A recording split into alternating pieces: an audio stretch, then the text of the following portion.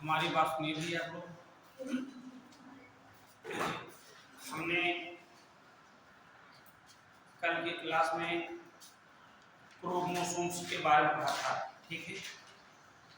हमने ये भी बताया था कि मानव में जो टोटल क्रोमोसोम्स होते हैं कितने होते हैं, 46 होते हैं। तो ह्यूमन का जो कैरियोटाइप है, karyotype karyotype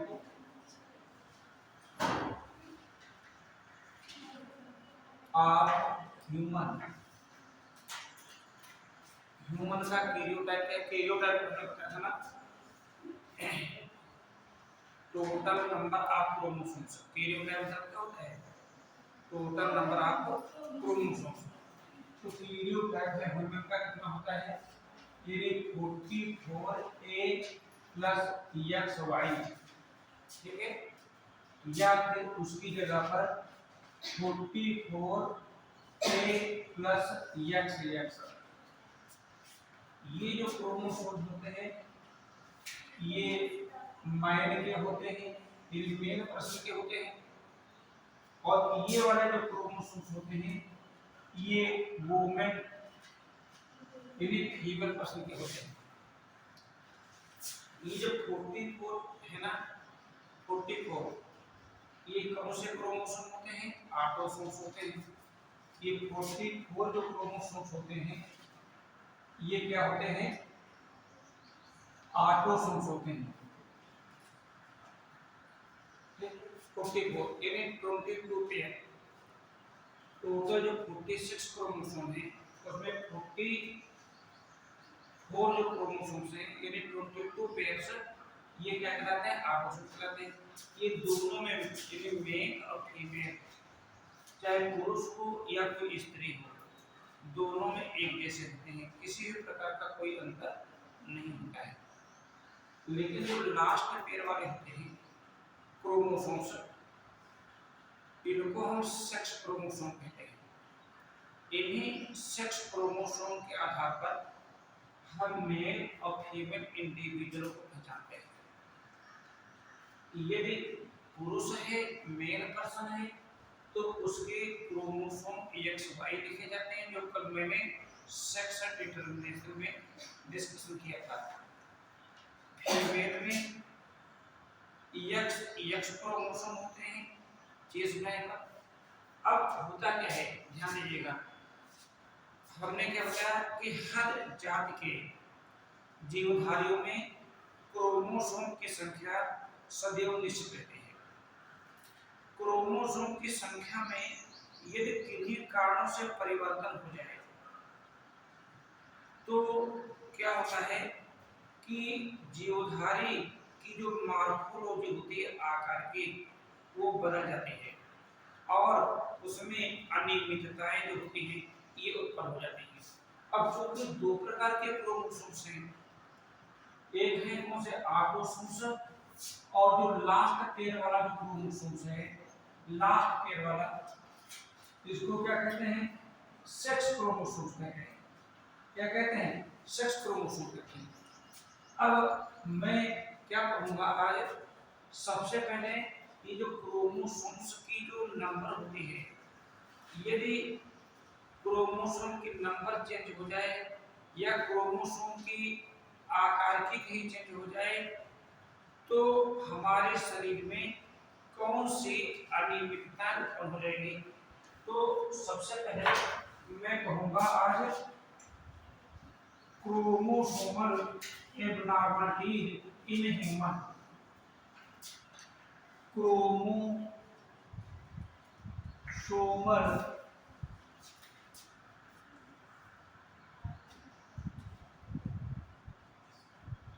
abnormalities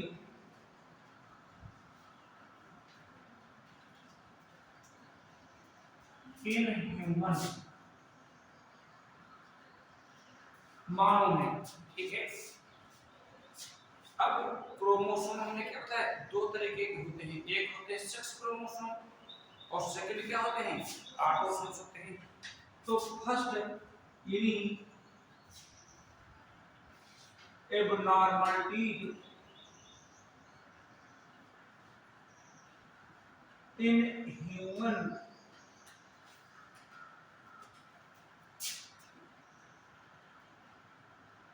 due to changes of number of sex chromosomes, sex chromosomes यानी सेक्स क्रोमोसोमल एबनॉर्मलिटी,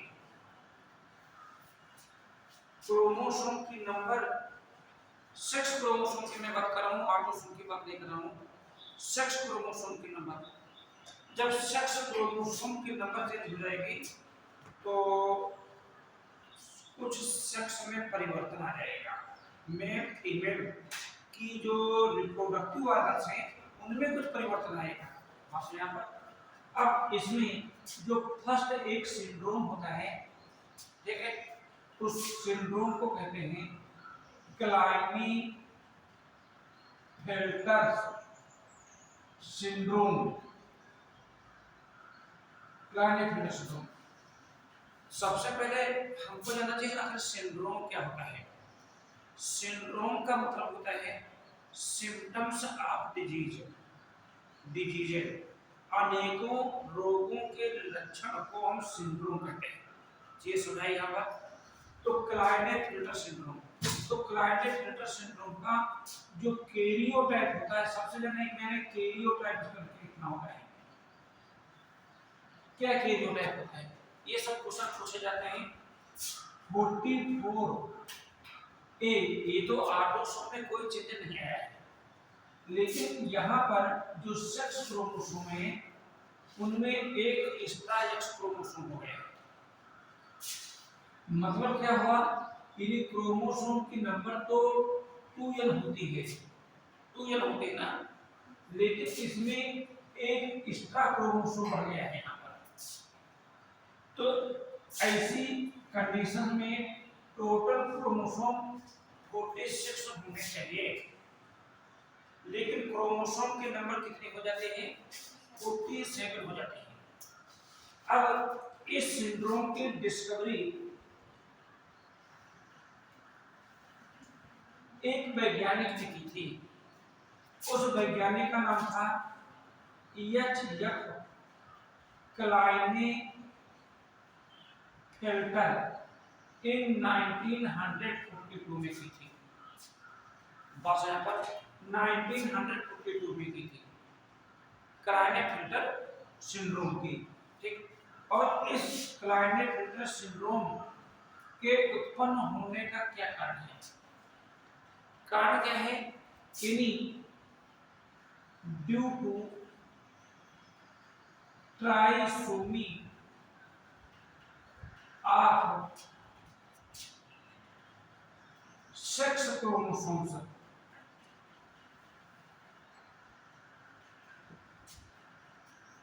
इन मेल पर्सन। तो सबसे पहले हम कह रहे हैं कि ये सिंड्रोम मेल पर्सन में होता है, फीमेल पर्सन में नहीं होता है, और इसमें ट्राइसोमी हो जाती है। ट्राइसोमी का मतलब क्या हुआ, क्रोमोसोम की नंबर तो 2 होती है, यहाँ पर एक सामान्य पुरुष में क्रोमोसोम XY होते हैं ना, कितने होते हैं, एक X होता है एक Y होता है, लेकिन जब वहां पर 2 की जगह पर जब 3 क्रोमोसोम हो जाएंगे तो उसको क्या कहा जाएगा, ट्राइसोमी कहेंगे। क्या कहेंगे, ट्राइसोमी कहेंगे। यानी कहने मतलब हुआ यानी एक एक्स्ट्रा X क्रोमोसोम्स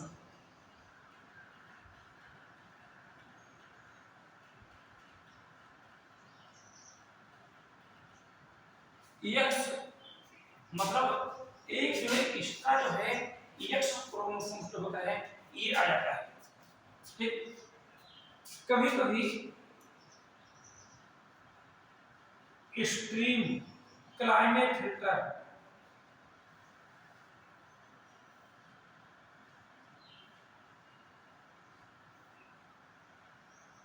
सिंड्रोम भी डेवलप हो जाते हैं। जनरली रूप से तो यही है, लेकिन कभी कभी ऐसा भी देखा गया 44 एक हो गई है और यहाँ पर यक्ष यक्ष ठीक ना, और यक्ष वाई आ गया है यहाँ पर, या कभी कभी यह जाता है 44 ए प्लस यक्स यक्स यक्स ये आ जाता है।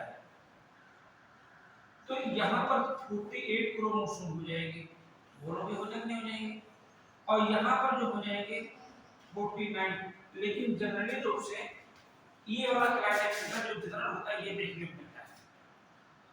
अब होता क्या है कि जब ये क्लाइटेक्स सिंड्रोम उत्पन्न हो जाएगा तो ये जो पर्सन होंगे ये थोड़ा सा सामान्य से भिन्न हो जाएंगे।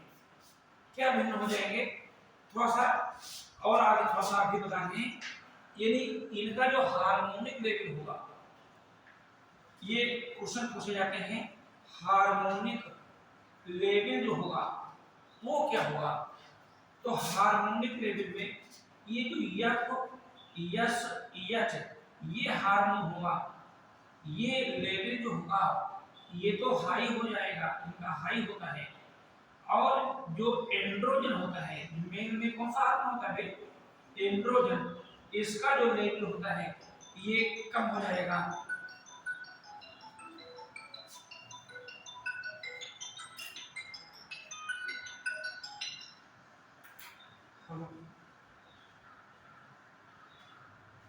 हाँ अच्छा अच्छा, तो बंद करके ऊपर तो बुला रहे हैं तो इसे अच्छा चाबी ऊपर दो, अरे भाई ऊपर तो ऊपर ये जहाँ निकला वो जो है जहाँ पर हाँ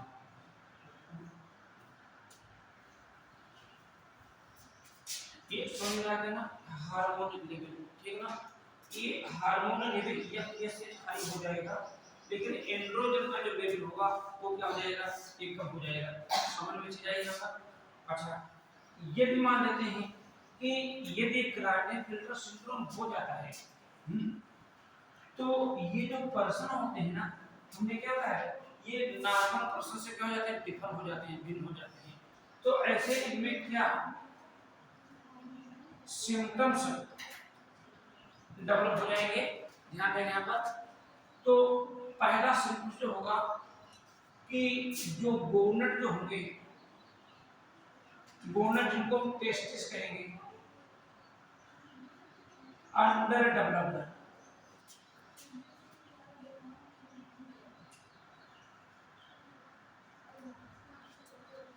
गोनट जो होते हैं बेटा इनमें क्या होंगे, अंडर डेवलप्ड होंगे, देखना अंडर डेवलप्ड मतलब क्या हुआ कि जिसको हम कहते हैं हाइपो,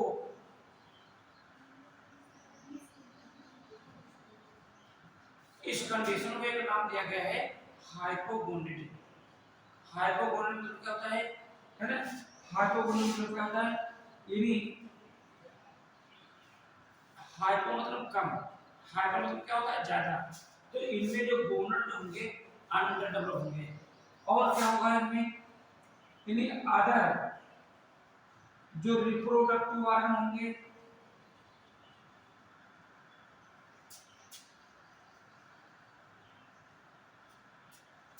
आल्सो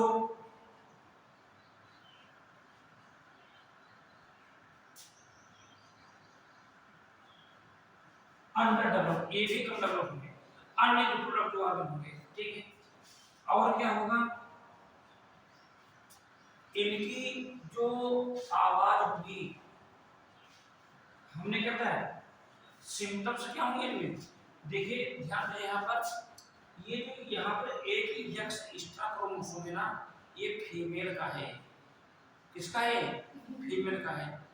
तो ये वाई क्रोमोसोम तो इनमें ऑलरेडी से प्रेजेंट है, जिससे ये जो पर्सन है ये जन्मजात मेल है, मेरी बात नहीं पर, लेकिन चूंकि यहाँ पर एक एक्स्ट्रा यक्स क्रोमोसोम है जो किसका है, फीमेल का है, तो इनमें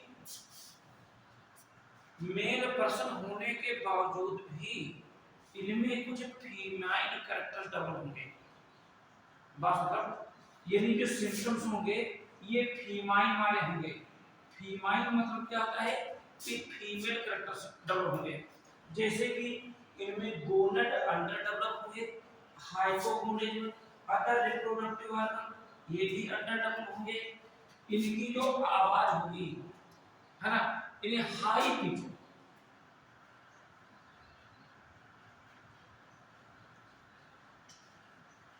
आवाज उनकी क्या होगी, बड़ी उठी हुई होगी, तुलना का हाई पिच स्त्रियों जैसे होगी तुलना करके, ठीक है।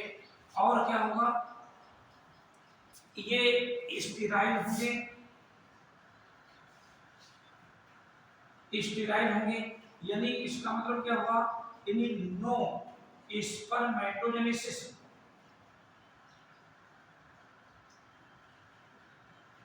इन्हें इनमें स्पर्म का जो होगा ये निर्माण भी नहीं होगा, और इनमें जो मैमेरी ग्लैंड होंगी, मैमेरी ग्लैंड होंगी becomes more large sized similar to the female, similar to the female। यानी इसको एक नाम देते हैं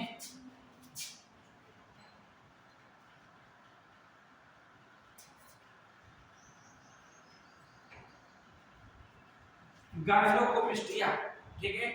गायलोकोमिस्टिया में क्या होता है, यानी मेल पर्सन में मैमेरी ग्लैंड होती तो हैं लेकिन ये इनएक्टिव फॉर्म में होती है।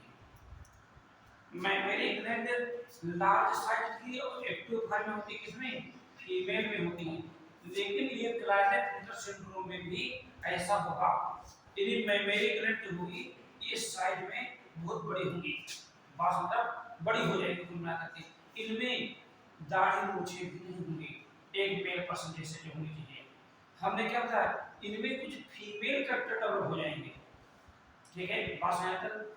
और इनका डेवलपमेंट कैसे होगा, जो मैं एक चार्ट के थ्रू भी मैं समझा दूंगा यहाँ पर, ठीक है। अब कभी कभी पूछा जाता है एग्जाम में कि बार बॉडी,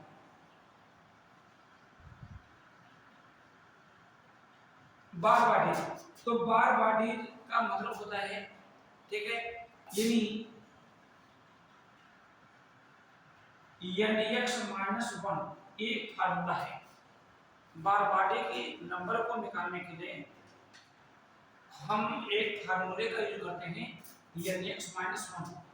Nx का मतलब number of the x chromosomes, number of the, अब बताइए इसमें x क्रोमोसोम कितने हैं, 2 है, तो 2 - 1 कितना आ जाएगा, 1 आ जाएगा।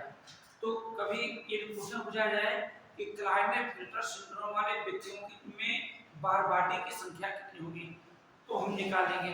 वैसे एक सामान्य पुरुष में बार बॉडी नहीं होती है, बार बॉडी फीमेल में होती है, एक फीमेल का कैरेक्टर्स है। एक्स क्रोमोसोम का हमने बताया था कि हेनकिन ने एक्स क्रोमोसोम को जो देखा था ना, तो एक्स क्रोमोसोम को ही एक यानी एक्स बॉडी क्या नाम कहा, और बाद में इसी को मुरे बार नामक वैज्ञानिक ने बार बॉडी का नाम दिया था, ठीक। तो यहाँ पर बार बॉडी की संख्या कितनी हुई ये हमको जानकारी हो गई यहाँ पर, ठीक। अब देखिए इनका जन्म कैसे होता है, ऐसा देखा गया है कि 500 पुरुषों में से एक पुरुष ऐसा देखा गया है जो क्लाइनेट सिंड्रोम से क्या होता है, ये ग्रसित होता है। अब जैसे एक नॉर्मल, ध्यान दें यहाँ पर ये नॉर्मल है, नॉर्मल मैन है यहाँ पर, और ये यहाँ पर लिखा है यहाँ पर नॉर्मल ये वुमेन है यहाँ पर। इसका कैरियोटाइप हमारा क्या है, 44A प्लस XY है, इसका 44A प्लस XX है, यही तो है ना यहाँ पर। इनको जो क्रॉस किया इनके जमीन ने बनाए, तो यहाँ पर जब लिमिट्स बनाएंगे ना तो ये 22a प्लस x भी बने इस पर बनेगा और यहाँ पर 22a प्लस y बनेगा। ये क्या है? ये स्पर्म है यहाँ पर, ध्यान दें यहाँ पर। और इनके ओवा जो होंगे ना ये 100% एक जैसे होंगे, यानी 22a प्लस x और 22a प्लस x, ये तो नॉर्मल हो गए। लेकिन हम क्या कहना चाहते हैं, यदि यहाँ पर म्यूटेशन हो जाए, क्या हो जाए बेटा? म्यूटेशन हो जाए तो उस म्यूटेशन से क्रोमोसोम जो ओवा बनेंगे यहाँ पर, इनमें क्रोमोसोम के नंबर चेंज हो जाएंगे। कुछ ओवा ऐसे बनेंगे जिनमें क्रोमोसोम के नंबर कितने हो जाएंगे? 22a प्लस XX हो जाएगी। और कुछ ओवा ऐसे होंगे जिसमें क्रोमोसोम की नंबर 22a और प्लस 0 रह जाएगी, यक्स रह नहीं जाएगी। यहाँ पर चीज समझा यहाँ पर।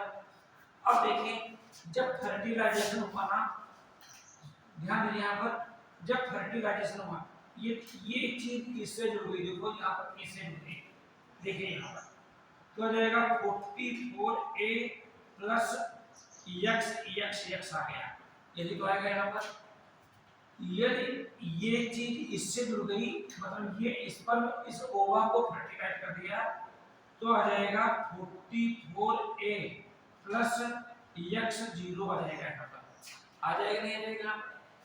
ये चीज इसको जुड़ गई यहाँ पर, देखिए ये इस पर यदि इस ओवम को फर्टिलाइज करता है तो आ जाएगा 44a प्लस xy आ जाएगा, आएगा नहीं आएगा यहाँ पर। ये स्पर्म इस ओवा को फर्टिलाइज करता है तो क्या आएगा? यानी 44a प्लस y0 आ जाएगा यहाँ पर, ठीक। यानी ये न्यू फीटस बनेंगे यहाँ पर, न्यू फीटस बनेंगे यहाँ पर, जायगोट बन जाएंगे यहाँ पर, जायगोट से।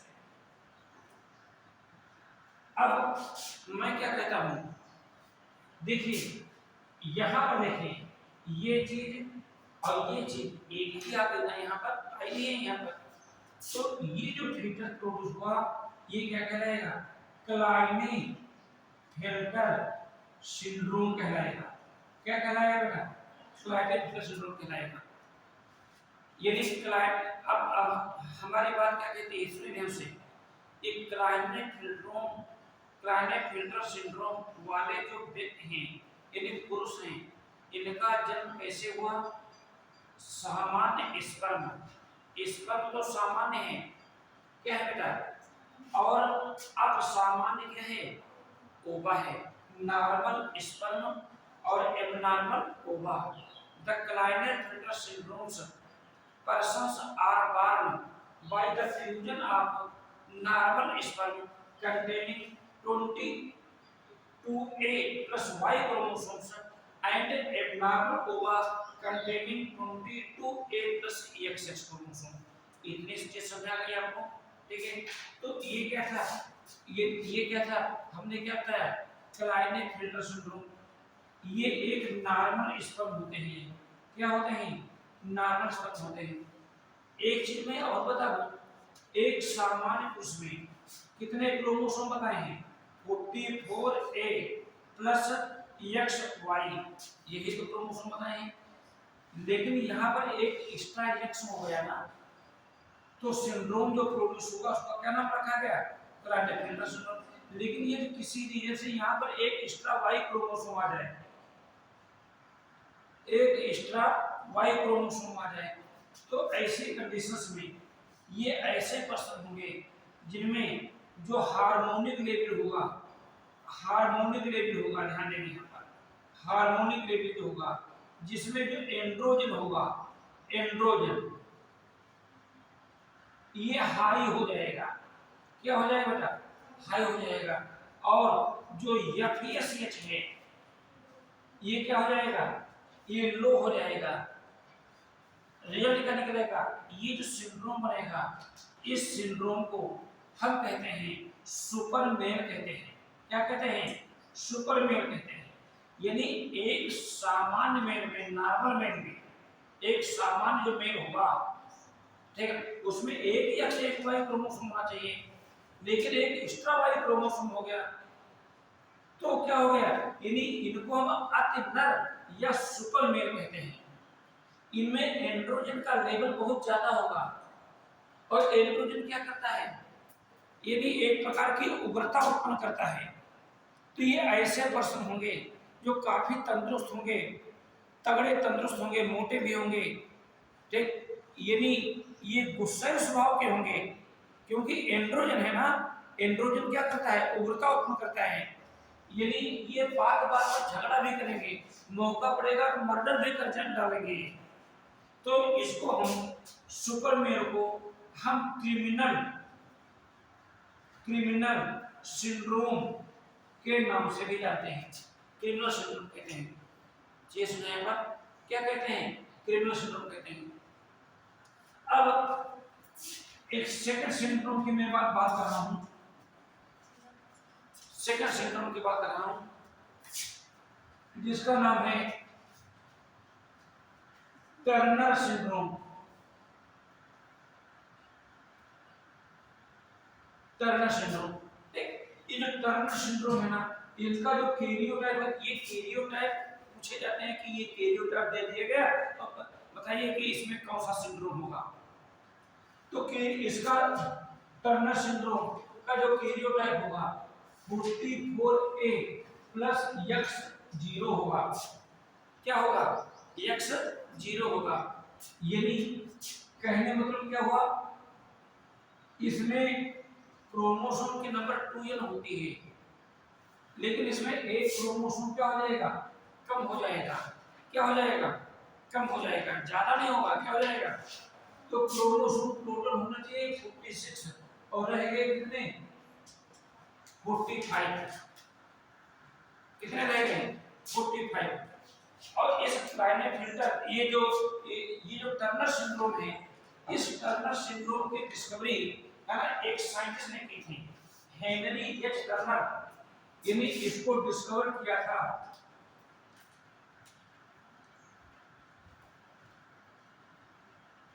हेनरी एच टर्नर नामक साइंटिस्ट ने इन 1938 में। ठीक है, हमको बहुत ज्यादा अंदर नहीं जा करके जो क्वेश्चन हमारे बनने हैं वही मैं बता रहा हूं। मैं हेनरी एच टर्नर नामक साइंटिस्ट ने इसको डिस्कवर किया था। और इसका कारण क्या है? इसका कारण क्या है? काज क्या है इसका? सबसे पहले ये जो सिंड्रोम होगा, कौन सा सिंड्रोम? Turner syndrome. ये किसमें होगा? ये प्रेजेंट यानी फाउंड इन या डेवलप इन, जो भी लिखें,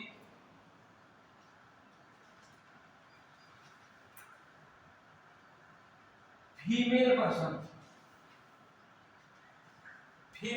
में होगा बेटा। ये मेल पर्सन में नहीं होगा। मेल पर्सन में क्या कौन सा होता है? क्लाइनेफिल्टर सिंड्रोम। और फीमेल में क्या होगा? ये टर्नर सिंड्रोम होगा। तो ये सिंड्रोम फीमेल पर्सन में होगा। और कारण क्या होगा? Due to monosomy of sex chromosomes. Klinefelter syndrome में क्या लिखा था आपने? ट्राइसोमी लिखा था। इसमें क्या लिखा? यानी less one chromosomes from normal, यानी एक्स क्रोमोसोम यानी 1 एक्स क्रोमोसोम क्या हो गया? कम हो गया, यहाँ पर म्यूटेशन द्वारा हो गया। ये सुना है पर हमारे कहने में मतलब क्या हुआ? एक जो नॉर्मल फीमेल है, वुमेन है, उसमें 44 एक तो ऑटोसोम्स हैं दोनों में, और 2 एक्स क्रोमोसोम होने चाहिए। जब इतने क्रोमोसोम की एक कैरियोटाइप होगा किसी फीमेल का, तो उस फीमेल में समस्त फीमेल के कैरेक्टर डेवलप होंगे। एक फीमेल की जो पहचान होगी वो कब होगी? जब उसका कैरियोटाइप खुद ए प्लस एक्स हो। लेकिन यहां पर एक ही एक्स क्रोमोसोम है, दो नहीं है, तो ये फीमेल तो है, मेरी बात नहीं पर फीमेल तो है, लेकिन फीमेल होने के बावजूद भी उसमें समस्त फीमाइन कैरेक्टर्स वेल डेवलप्ड नहीं है। यदि ये सिम्पटम प्रोड्यूस बना है तो हम देख रहे हैं, देखिए ये आया नहीं आता यहाँ पर। यदि ये देखिए कैसे इसका जन्म हुआ, इस फीमेल का जन्म कैसे हुआ, यानी जब एक नॉर्मल स्पर्म जिसमें क्रोमोसोम कितने हैं 22 प्लस एक्स हैं, ये क्रोमोसोम एक एबनॉर्मल ओवा जो म्यूटेशन के थ्रू डेवलप हुआ है, जिसमें क्रोमोसोम 22A तो हैं, लेकिन इसमें सेक्स क्रोमोसोम नहीं है, एक्स क्रोमोसोम नहीं है। तो यदि इसको फर्टिलाइज करेगा तो जायगोट बनेगा, इस जायगोट में क्रोमोसोम नंबर ये आ जाएंगे नहीं आ जाएंगे। तो ऐसी कंडीशंस में इस फीमेल फीटस का जन्म जो हुआ तो उसमें जो सिंड्रोम डेवलप हो जाएगा, यदि हेनरी ये टर्नर के अनुसार उसको क्या कहेंगे? टर्नर सिंड्रोम कहेंगे। क्या कहेंगे हम? टर्नर सिंड्रोम कहेंगे। समझ में चीज आ गई यहाँ पर। अब अभी मैंने आपको बताया कि इसमें ध्यान दें, यहाँ पर इसमें फीमेल तो है लेकिन फीमेल के कैरेक्टर्स नहीं है, यानी ये क्या है बेटा? टर्नर सिंड्रोम है ना, टर्नर सिंड्रोम है। तो फीमेल तो है, अगर फीमेल के क्या कैरेक्टर नहीं है, फीमेल तो है लेकिन फीमेल के कैरेक्टर क्या नहीं है, तो इसके क्या सिम्टम्स होते हैं? तो इनके सिम्टम्स में मेन सिम्टम्स क्या होते हैं? सिम्टम तो बहुत सारे हो सकते हैं, जैसे कि पहला जो सिम्टम्स होगा ये गोनड, गोनड जिसको हम ओवरी कहते हैं, अंडर डेवलप्ड, अंडर डेवलप होंगी, समझ में आई? अंडर डेवलप होंगी, ठीक है। मतलब इसी को क्या कहेंगे? हाइपोगोनेडिज्म के नाम से जानेंगे, हाइपोगोनेडिज्म कहेंगे। और क्या होगा? यानी अदर, यानी reproductive organ, other reproductive organ and female reproductive gland, ये भी क्या होंगी? अंडर डेवलप होंगी, यानी अल्प विकसित होंगी। और क्या होगा? इनमें जो मैमेरी ग्लैंड होगी,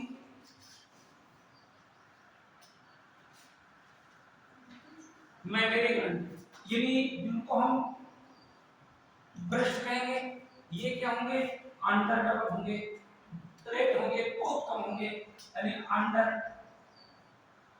डेवलप होंगे, ठीक है। इनका जो सिस्ट होगा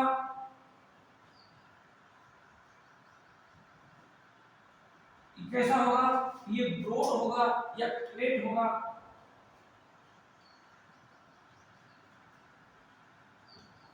ठीक है। और क्या होगा? यानी नो ओजेनेसिस,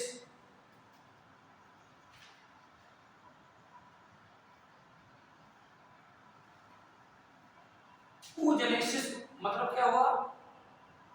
यानी अंडों का निर्माण नहीं होगा। और क्या होगा? जब अंडों का निर्माण नहीं होगा तो मेंस्ट्रुएशन साइकिल भी नहीं होगी, यदि मेंस्ट्रुएशन साइकिल भी नहीं होगी में, ये कद में छोटी होंगी,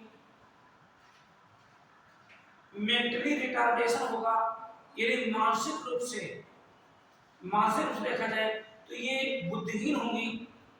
ठीक, तो इस प्रकार के जो सिम्टम्स होंगे ये प्रोड्यूस हो जाएंगे जब यहाँ पर सेक्स क्रोमोसोम में मोनोसोमी हो जाएगी, यानी टर्नर सिंड्रोम में। बस यहाँ पर कभी कभी क्वेश्चन पूछे हैं आखिर इनका हार्मोनिक लेवल क्या होगा। इनका जो हार्मोनिक लेवल है, हार्मोनिक जो लेवल होगा वो क्या होगा।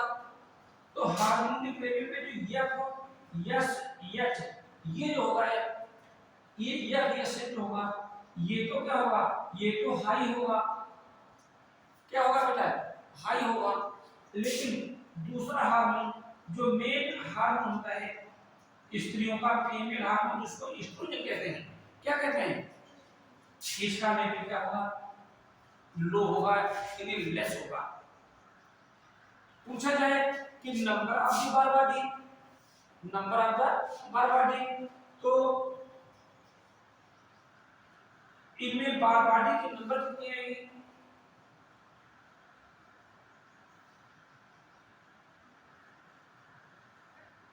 तो बारबाडी निकालने का एक फार्मूला भी मैंने बताया था।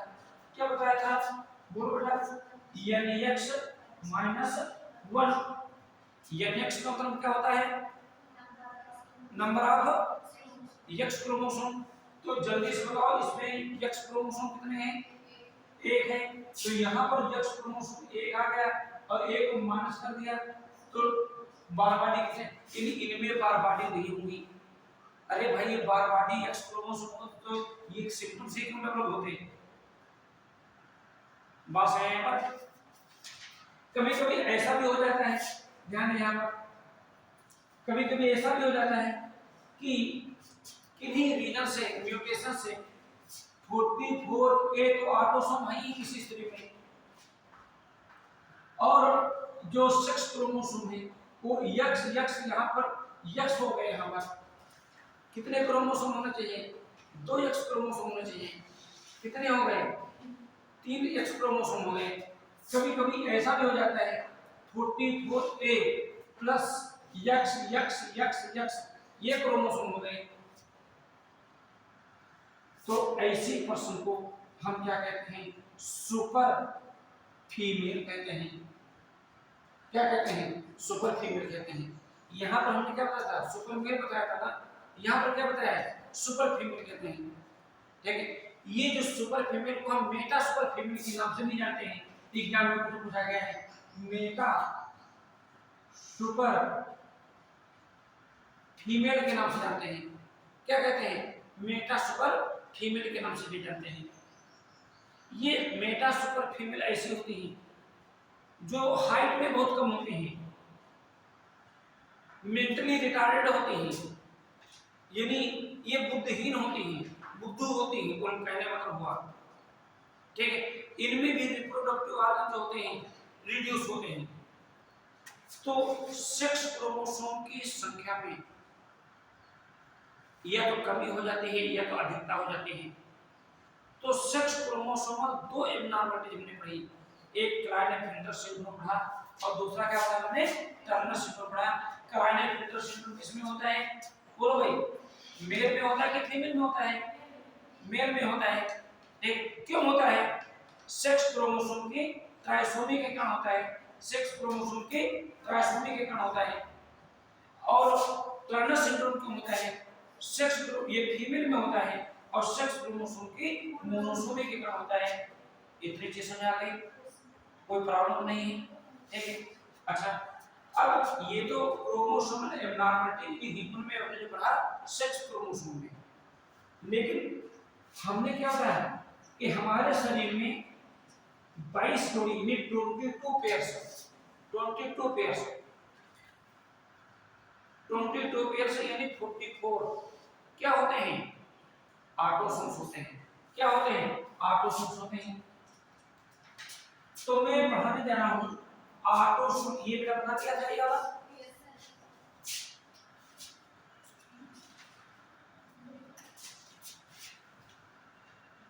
Autosomal abnormalities.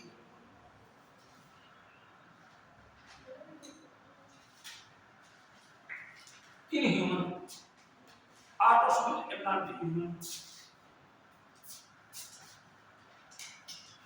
अब सेक्स क्रोमोसोम के नंबर में यदि चेंज हो जाता है तो उसका सेक्स में परिवर्तन आ जाता है। बात मतलब यानी मेल में फीमेल जैसे कैरेक्टर हो जाते हैं और फीमेल में मेल जैसे कैरेक्टर हो जाते हैं, कहने मतलब हुआ, जबकि ऐसा नॉर्मल तरीके से नहीं होना चाहिए। लेकिन ये जो ऑटोसोम्स हैं, यदि ऑटोसोम की संख्या में कहीं पर परिवर्तन हो जाता है तो उसके सेक्स में कोई परिवर्तन नहीं आएगा, बल्कि उसकी मॉर्फोलॉजी में परिवर्तन आ जाएगा। उसकी जो संरचना होगी वो थोड़ा सा होगी सामान्य से भिन्न हो जाएगी। ठीक, हमने कभी कभार सुन रखा होगा कि पेपर में या किसी सुन रखा होगा कि किसी महिला ने एक ऐसे बच्चे को जन्म दिया, उस बच्चे के जो अंग हैं वो सामान्य तरीके के नहीं, दूसरे तरीके के हैं, दूसरे जंतु मिलते हैं। कहीं क्या होता है, उसके कान कटे होते हैं, कहीं उसका ऊँट कटा होता है, कहीं दूसरे अंग, जैसे मान लेते हैं कि ये हाथ अपनी पोजीशन में है, दूसरी जगह निकल आए, ये नेत्र हैं, इनकी अपनी पोजीशन है, मान लेते हैं कि दाएं बाएं हो जाए, है ना। जैसे नोज का एक शेप है, लिप्स का एक शेप है, बासायदा, तो इनमें परिवर्तन हो जाएगा, इन्हें उनके जो सोमैटिक कैरेक्टर्स होंगे वो बदल जाएंगे। तो उनमें से जो पहला जो सिंड्रोम होता है उसको हम डाउन सिंड्रोम कहते हैं। क्या कहते हैं? डाउन सिंड्रोम कहते हैं, डाउन सिंड्रोम कहते हैं। ठीक है, इस डाउन सिंड्रोम को हम मंगोलियन आइडोसी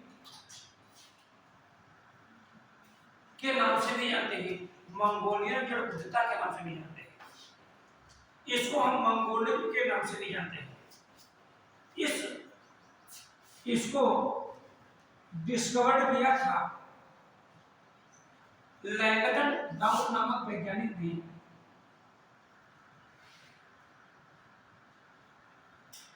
लैंगडन डाउन नामक साइंटिस्ट ने इसको क्या किया था, इन्हें डिस्कवर किया था 1866 में। और ये उत्पन्न होने का कारण क्या है, आखिर ये क्यों उत्पन्न होता है? ठीक है, तो जो उत्पन्न होने का क्या कारण है, तो यानी ट्राइसोमी ऑफ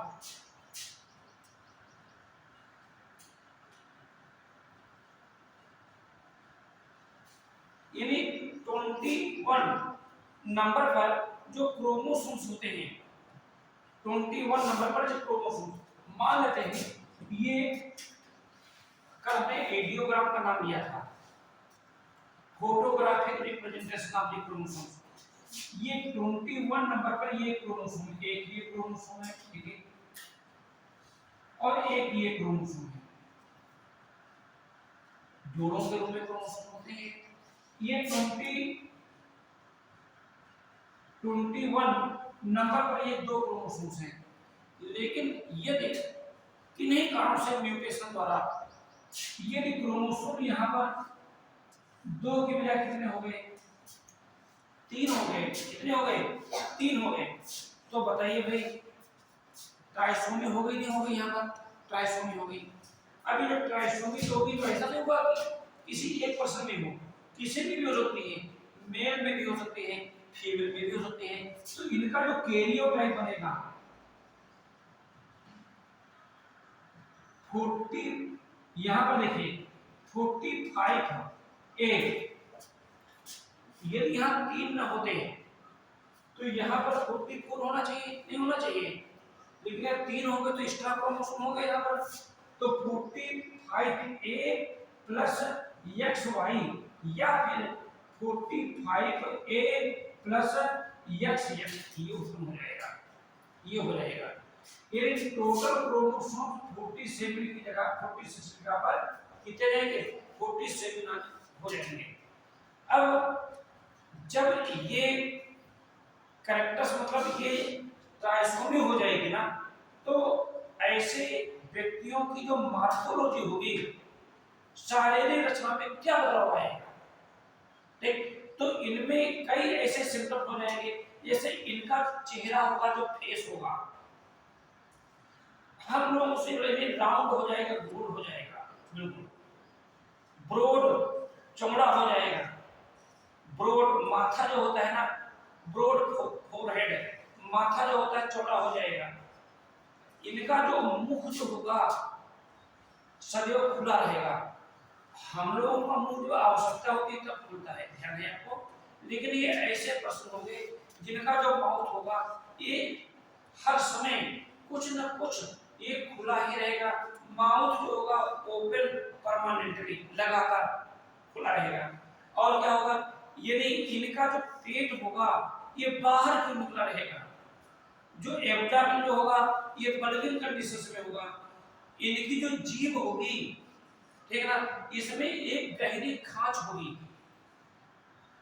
ये बात है, क्या होगी, गहरी खांच होगी। और क्या होंगे, यदि इनकी जो हथेली जो होगी, ये हथेली ये चौड़ी होगी, अंगुलियां जो होंगी ये छोटी होंगी। हमने क्या होता है, ये मेल में फीमेल में दोनों में हो सकता है, मेल में फीमेल में दोनों हो सकता है, ठीक है। और क्या होगा, यदि इनमें जो रिप्रोडक्टिव ऑर्गन होंगे ये अंडर डेवलप होंगे, यदि ये स्टेरॉइड होंगे। इनका जो आईक्यू होगा, ठीक है ना, इंटेलिजेंट मतलब ये मंद बुद्धि वाले होंगे, बस यहाँ पर, ठीक।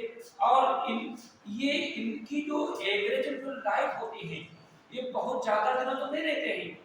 हमने अभी क्या बताया था कि जब हम ऐसा सुनते हैं कि इस महिला ने ऐसे बच्चे को जन्म दिया, तो लोग उसको जो है देवी या देवता मानकर पूजा पाठ करते हैं। लेकिन वो बच्चे ज्यादा दिन तो जीवित नहीं रहते हैं, क्योंकि ये क्रोमोसोमल एबनॉर्मलिटी होती है। लमसम यदि 12-14 साल की उम्र में ये जो बच्चे होते हैं उनके क्या हो जाते हैं, डेथ हो जाती है। तो पहला जो सिंड्रोम हमने क्या कहा, डाउन सिंड्रोम, जिसको डिस्कवर किया था लैंडन डाउन नामक साइंटिस्ट ने, ठीक है। इसको हम मंगोलियन आइडोसिस के नाम से कहते हैं, मंगोलियन जड़ विविधता के नाम से कहते हैं। ये जो होता है 21 नंबर पर जो क्रोमोसोम्स होते हैं उनमें ट्राइसोमी के कारण होता है। इनका पीरियोडिक ये हो जाता है। जब ऐसा हो जाता है तो ये ऐसे जो बच्चे होते हैं ये सामान्य से बिल्कुल क्या हो जाते हैं, ये डिफर हो जाते हैं।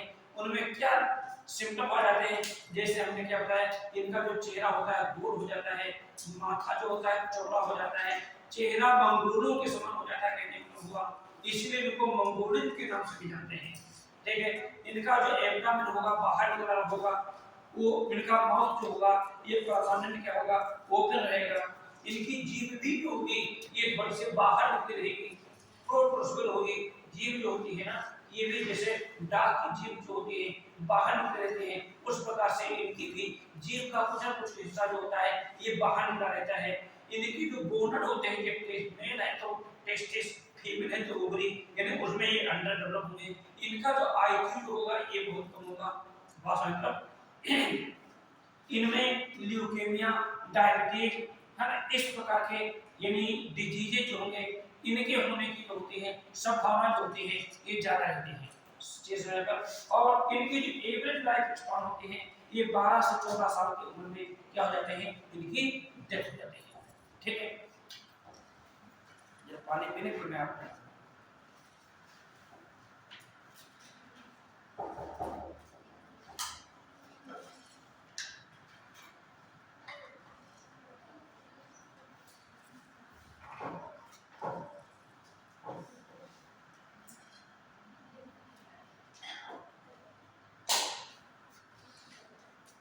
एक सेकंड जो है सिंड्रोम, हमको इस पर क्वेश्चन क्या पूछे जाते हैं, किस नंबर पर ट्राइसोमी हुई है, इस सिंड्रोम के उत्पन्न होने का क्या रीजन है?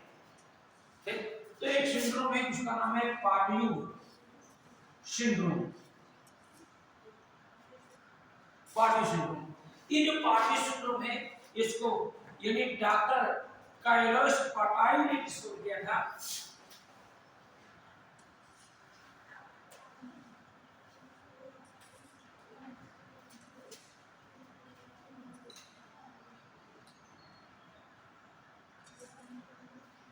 काइलोस पाटाई एक साइंटिस्ट है, उसी के बेस पर सिंड्रोम का नाम रखा गया है। और ये किस नंबर पर यानी ट्राइसोमी होती है, तो यानी 13 नंबर पर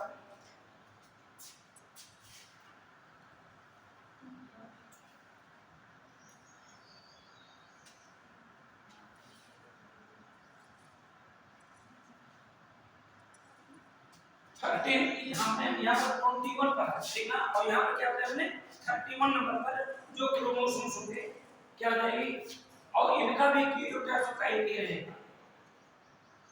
तो ऐसी कंडीशन में क्या होता है कि इन बच्चों का जो ऊपरी जो उमट होता है अपर लिप, ये क्या होता है, ये कटा हुआ होता है, बीच से कटा हुआ होता है ये बस यहाँ पर। और जो पायलट होता है, पायलट क्या होता है, जो माउथ कैविटी की जो छत होती है उसको क्या कहते हैं, पायलट कहते हैं। पायलट में एक प्रकार की क्या होती है, दरार आ जाती है। ये भी मेंटली रूप से ये भी सबके सब जो होते हैं इनमें रिटार्डेशन प्रोड्यूस होता है। इनमें हार्ट से संबंधित बहुत सारी जो होती है ये प्रॉब्लम जो होती है ये उत्पन्न हो जाती है। और इनका जो लाइफ स्पान होता है ये क्या हो जाता है, ये 3 महीने का ही होता है, केवल 3 या 6 महीने के बीच में ही इनकी लाइफ स्पान होती है।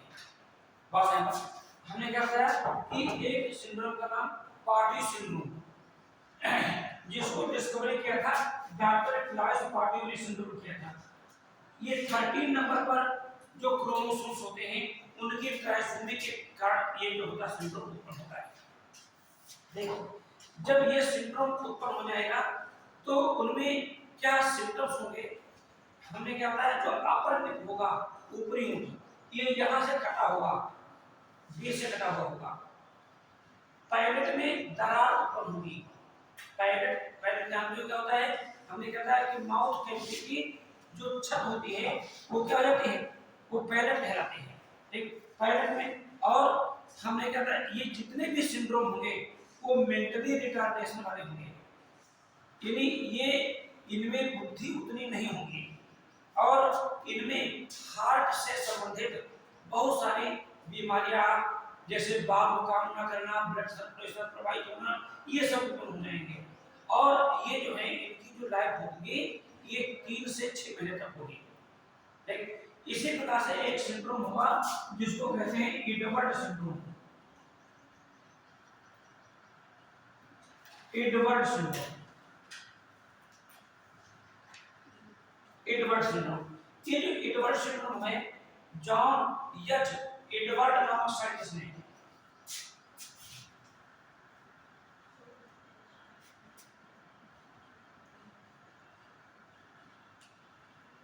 एडवर्ड नामक साइंटिस्ट ने 1960 में इनकी क्या की थी, डिस्कवरी की थी।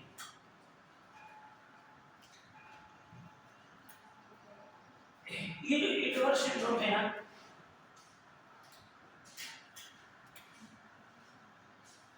क्रोमोसोम नंबर 18, हमने यहाँ 13 बताया था बेटा, यहाँ क्या बताया मैंने, यानी इसका जो काज क्या है, क्या रीजन है, ट्राइसोमी ऑफ 18 क्रोमोसोम्स, 18वें नंबर पर जो क्रोमोसोम्स होते हैं ना उनमें ट्राइसोमी हो जाती है। जब ये ट्राइसोमी हो जाएगी तो क्या होगा, इनकी जो इनका जो शरीर होगा एबनॉर्मल तरीके का हो जाएगा,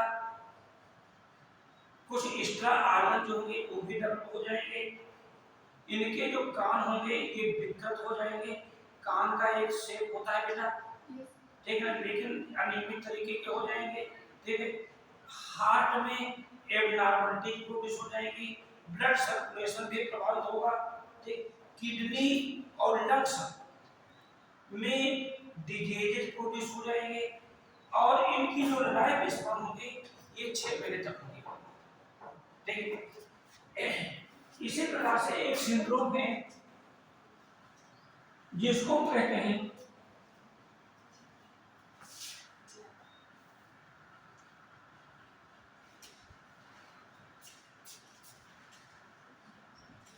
कई बार एग्जाम में पूछा गया है कि डू जेट सिंड्रोम, ठीक है, इसको हम कैट्स क्राई सिंड्रोम के नाम से भी जानते हैं।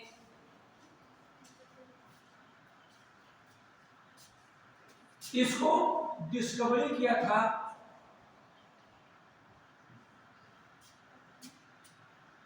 जे लेगनी नामक साइंटिस्ट ने, जे लेगनी नामक साइंटिस्ट ने डिस्कवर किया था। और इसका कारण क्या है? In deletion of small arm of fifth chromosome,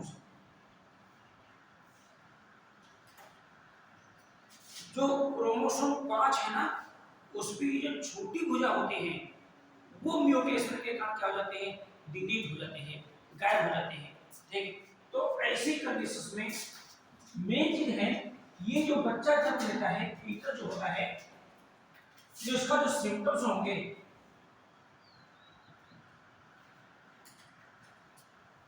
in foetus ये अंडर डेवलप्ड होगा, ठीक है, मोर mentally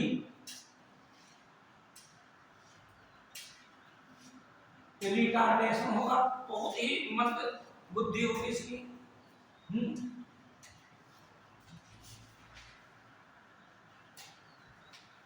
distance of both eyes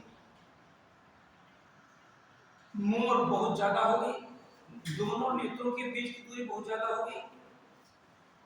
और ये जो बच्चा होगा जब रोएगा तो cry similar to the cat, जैसे बिल्ली की आवाज आती है, मेरी बात नहीं, उसी प्रकार से बच्चा रोएगा ये, ठीक है। और इसकी जो लाइफ स्पान की मैं बात करूं तो ये भी कुछ ही घंटे की होती है। जन्म तो हो गया लेकिन कुछ ही घंटे के बाद क्या हो जाती है, इसकी क्या हो जाती है, डेथ हो जाती है। बात है, इसको क्री डू चार्ट सिंड्रोम कहते हैं, इसको कैट्स क्राई सिंड्रोम कहते हैं, कैट्स म्यू सिंड्रोम के नाम से भी जाना जाता है।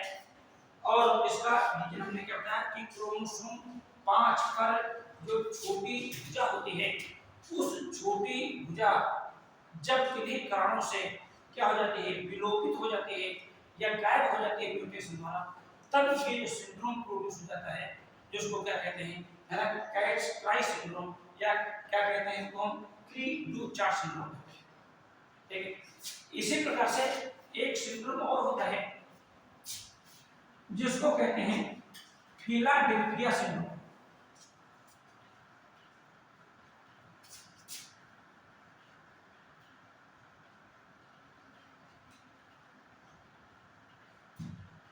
फिलाडेल्फिया सिंड्रोम, तो फिलाडेल्फिया सिंड्रोम में एक क्रोमोसोम्स होते हैं। कभी कभी क्वेश्चन पूछा जाता है कि निम्न में से जो फिलाडेल्फिया सिंड्रोम होते हैं वो होते कौन से हैं? तो जो 21 नंबर पर जो क्रोमोसोम होते हैं, ये क्रोमोसोम जो होते हैं इन्हीं को हम फिलाडेल्फिया क्रोमोसोम्स के नाम से जाने जाते हैं।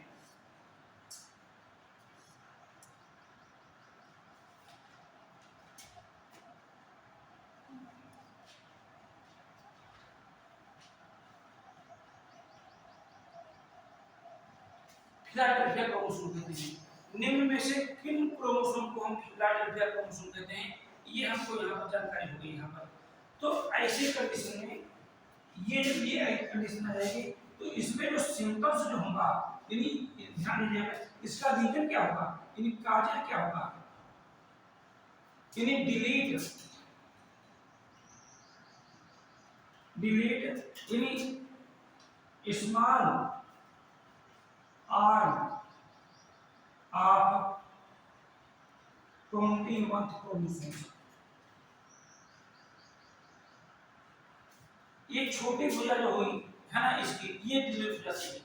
तो ऐसी कंडीशन में इनमें जो डिजीज प्रोड्यूस होगा, यानी वो क्या कहलाएंगे, ल्यूकीमिया, जिसको ब्लड कैंसर कहते हैं, यानी ब्लड कैंसर,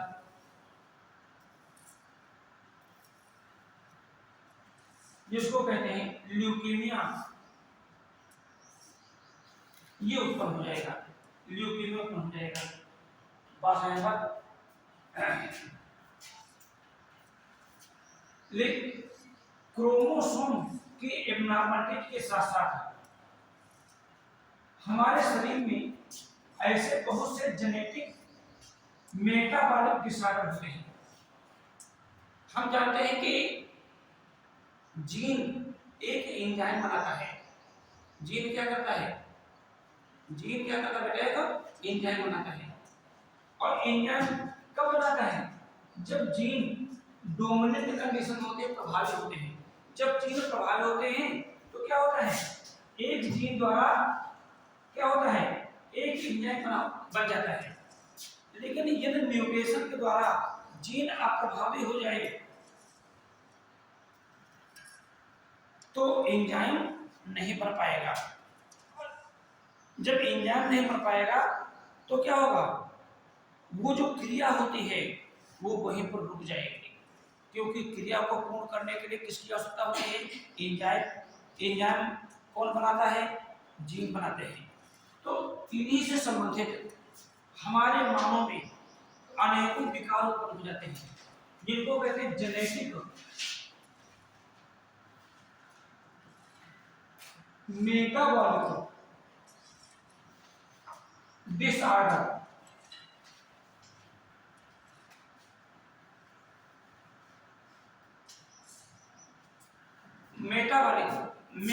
मेटाबॉलिक की पुष्टि होती है, ये प्रभावित हो जाती है। जैसे कि उनमें से एक हमारा जो रोग है जिसका नाम है फिनाइलकीटोनुरिया।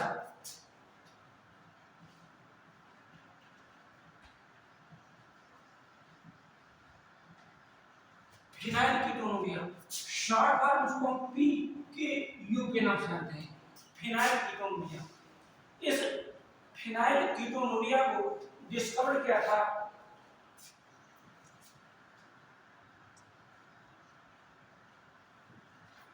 ए फोलिन नामक साइंटिस्ट ने। एक फोलिन नामक है ना साइंटिस्ट ने 1934 में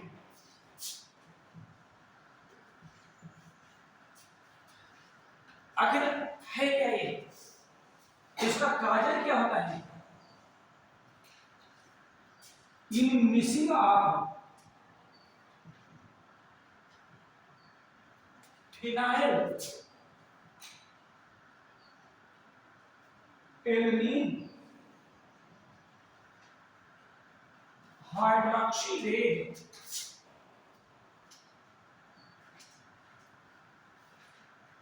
एंजाइम। हमारे शरीर में एक एंजाइम बनता है बेटा, जिसका नाम है फिनाइल एलनीन हाइड्रोक्सीलेज, ये एंजाइम बनता है।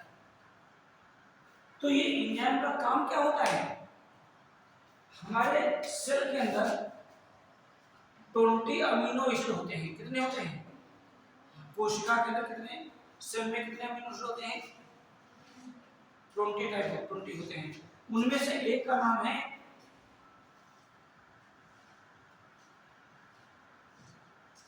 फिनाइलएलनिन। ये क्या है? अमीनो एसिड है। एक मतलब क्या हुआ, ये जो फिनाइलएलनिन अमीनो एसिड होता है ना, जब जीन क्या होते हैं, डोमिनेंट होते हैं। क्या होते हैं बेटा? डोमिनेंट जीन होते हैं। जीन क्या है बेटा? यहाँ पर डोमिनेंट है। डोमिनेंट को मैंने कैपिटल ए लिख दिया होते हैं। तो इस जीन द्वारा ये एंजाइम बनता है। कौन सा एंजाइम बनता है? बोलो। फिनाइलएलनिन हाइड्रोक्सी लेन एंजाइम बनता है। देखिए क्या बनता है? फिनाइलएलनिन हाइड्रोक्सी एंजाइम बनता है। और ये एंजाइम क्या करता है? इस फिनाइलएलनिन को एक दूसरे अमीनो एसिड यानी टायरोसिन में कन्वर्ट कर देता है। टायरोसिन बना देता है। किसमें कर देता है? टायरोसिन बना देता है। चीज सुना यहाँ पर। लेकिन मान लेते हैं, यानी ये तो कंडीशन का वही जब हमारे शरीर के अंदर कोई रोग नहीं है, यानी एक नॉर्मल मेटाबॉलिज्म हो रहा है यहाँ पर, नॉर्मल मेटाबॉलिज्म हो रहा है यहाँ पर। लेकिन बात आती है ये जो फिनाइलएलनिन है यहाँ पर, ये जो अमीनो एसिड है बेटा, जब म्यूटेशन द्वारा ये जीन क्या हो गए? रिसेसिव हो गए यहाँ पर, यानी स्मॉल ए हो गए यहाँ पर। तो ये एंजाइम क्या हो जाएगा? मिसिंग हो जाएगा, नहीं बनेगा। बनेगा? नहीं बन पाएगा। यानी फिनाइल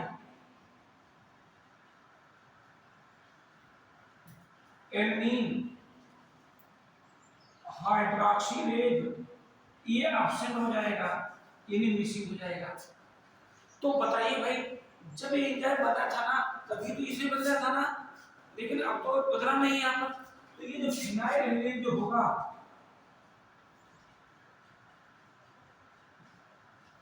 एक्यूमुलेट्स मतलब जमा हो जाएगा। कहाँ? इन ब्लड और टिश्यूज फ्लूइड में। ब्लड और टिश्यू फ्लूइड में क्या हो जाएगा? ये जमा हो जाएगा। और फिर क्या हो जाएगा? स्क्रीट एलॉन्ग विद यूरिन, और यूरिन के साथ जो होगा ये क्या हो जाएगा? ये बाहर निकलने रहेगा। बात मतलब, यानी जब ये फिनाइलएल्निन हमारे ब्रेन में पहुंच जाएगा ब्लड सर्कुलेशन के थ्रू, ब्लड में आएगा ना बेटा, ब्लड का सर्कुलेशन होगा, तो ब्लड के थ्रू जो हमारे ब्रेन में पहुंच जाएगा तो मेंटली रिटार्डेशन प्रोड्यूस हो जाएगा। क्या हो जाएगा? मेंटली रिटार्डेशन जो होगा ये प्रोड्यूस हो जाएगा। चीज में यहाँ पर। तो ये कौन सा डिजीज हमने पढ़ा? फिनाइलकीटोनुरिया। फिनाइलकीटोनुरिया रोग उत्पन्न होने का क्या कारण है? फिनाइलएल्निन हाइड्रोक्सिलेज नामक एंजाइम की कमी के कारण या न बनने के कारण। ठीक, और ये क्यों नहीं बन पा रहा है? क्योंकि ये क्या है? जीन क्या हो गए इसमें? रिसेसिव हो गए। क्या हो गए? तो इसका मतलब फिनाइलकीटोनुरिया जो है एक ऑटोसोमल है ना, रिसेसिव ट्रेट है। ये क्या है? ये ऑटोसोमल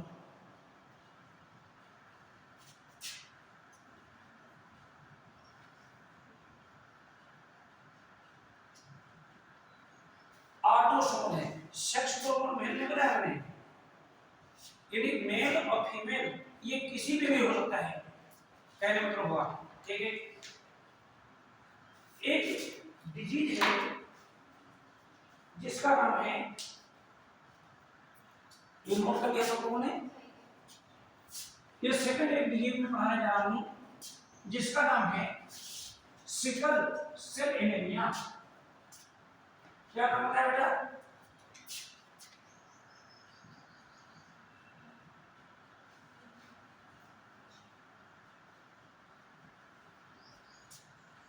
सिकल सेल एनीमिया। ठीक है ना, सिकल सेल एनीमिया ये एक डिजीज का नाम है। क्या होता है सिकल सेल एनीमिया में?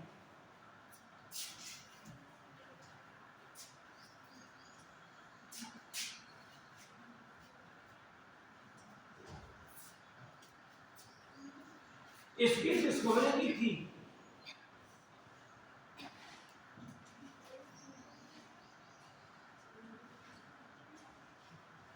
जॉन हेविक नामक साइंटिस्ट ने। इसकी डिस्कवरी की थी और इसका कारण क्या है?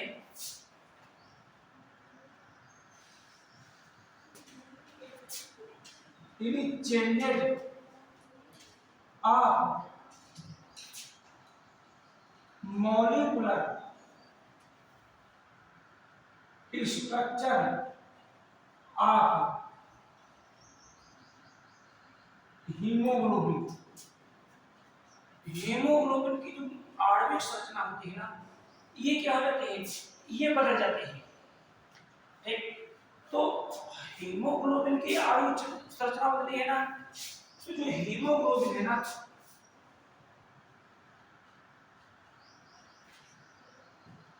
ये आरबीसी में पाया जाने वाला एक ऑक्सीजन का कैरियर है ना, ऑक्सीजन को ले जाने वाला पिगमेंट है। तो हीमोग्लोबिन में दो पार्ट होते हैं, एक तो होता है हीम, आयरन वाला होता है ना, और दूसरा होता है इसमें ग्लोबुलिन, प्रोटीन होती है। और इस ग्लोबुलिन प्रोटीन में क्या होता है, सुनो ध्यान से, यानी 2 अल्फा चेन होती है और जो 2 होती है ये बीटा चेन होती है। ठीक, हमको ये भी जानना चाहिए, ये जो अल्फा चेन होती है, हर एक अल्फा चेन में 141 अमीनो एसिड होते हैं। हमने दोनों की बात नहीं बताई, एक ही बताई है। एक अल्फा चेन में 146 अमीनो एसिड होते हैं और हर एक बीटा चेन में 146 अमीनो एसिड होते हैं। यहां से क्वेश्चन पूछते हैं एग्जाम में, ये जो बीटा चेन होती है ना, इसमें 6 नंबर पर अमीनो एसिड के लगने का एक क्रम होता है। ठीक है, तो एक जो अमीनो एसिड है ना, यानी ग्लूटामाइन, अभी हमने क्या बताया था, कितने अमीनो एसिड होते हैं? कितने होते हैं? 20 होते हैं ना।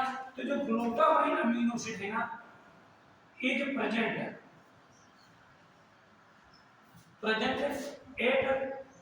एट 6 पोजीशन,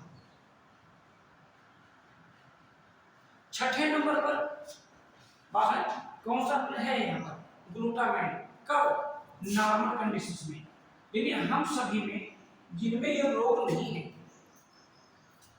तो एक नॉर्मल कंडीशंस में जो ये बीटा चेन होती है उसके 6ठे नंबर पर, जैसे माने बीटा चेन है यहाँ पर, ठीक है, तो ये 1 2 3 4 5 6 कितने अमीनो एसिड है यहाँ पर?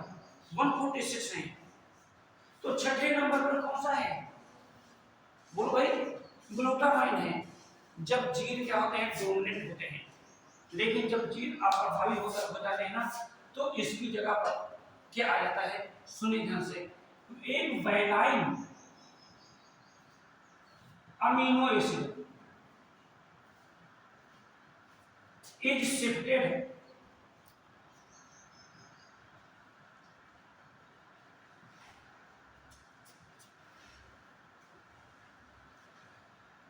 on the space of glutamine. 6ठे नंबर पर होना चाहिए क्या? ग्लूटामाइन 6ठे नंबर पर क्या होना चाहिए? लेकिन म्यूटेशन द्वारा जब जीन अप्रभावी हो गए, तो ऐसी कंडीशंस में ग्लूटामाइन की जगह पर क्या आ गया? वैलाइन आ गया। तो बताइए, होना चाहिए तो ग्लूटामाइन और आ गया क्या? वैलाइन।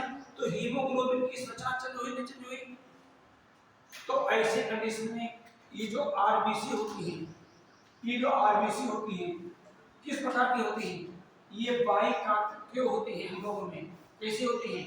बोलो भाई, बाई कान के होते हैं, ये क्या होने लगते हैं, ये कंप्रेस्ड होने लगती हैं, और कंप्रेस्ड होकर के ऐसे हो जाती हैं, सिकल सेल हो जाती हैं। क्या हो जाती हैं, ये सिकल सेल हो जाती हैं, क्या हो जाती हैं, बिल्कुल ईद के चांद जैसे हो जाते हैं।